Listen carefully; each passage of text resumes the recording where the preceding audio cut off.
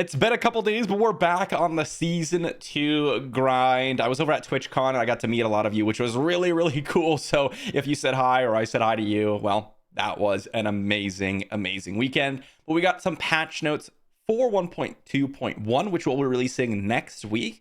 And they also released a little bit of the schedule for BlizzCon for those of you that are going, but also a special campfire chat probably for the future of season 2 and potentially season 3 of Diablo 4. I imagine they're going to be live streaming it. I don't know for sure, but I imagine they will. So as they say, oh, actually, never mind. I take it back. They say tune in online right here. So we will be able to see that at looks like 12:30 p.m. on November 4th. So that's going to be really exciting to tune in as well. But as I said, we got some patch notes to go over. They're pretty simple here. There are some things that they already mentioned in a previous stream for season 2. But first off, a refund all button. Oh my, ooh, am I excited about this one, guys. I cannot exaggerate how important this is for any sort of person that's looking to theory craft. For me, I had to individually click away every single Paragon node. It was the most infuriating, annoying thing to do inside the game. Ooh, hate it, absolutely hate it. But this is a great addition to the game. And it never made really any sense to not have it, you know? There are some arguments like, oh, you want your build to be more like definitive and you don't want to swap builds all the time. That's fine. But the gold cost had already done that. And if they really wanted that to be the case, they wouldn't have increased gold income. So to me, this was kind of like just a quality of life feature missing, and love to have it in the game. The training dummy. This is really, really nice, I would say, to test DPS numbers. Although the training dummy is cool to see kind of the damage numbers between each build.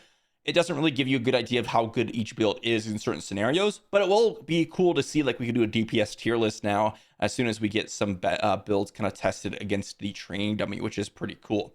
We also have the Season of Blood specific changes, which blood wells now drop more piles of potent blood. So previously it was 1 pile of 45 to 60. Now it's 8 piles of 5 to 9. So technically this is an increase, but it also decreases the minimum. So, you know, I would say overall a buff, but just a slight buff, as they say here. They added additional information to the Vampiric Power tooltips to clarify their next rank increase. And they also added additional information to the Vampiric Powers upgrade screen that communicates the amount of packs required. Okay.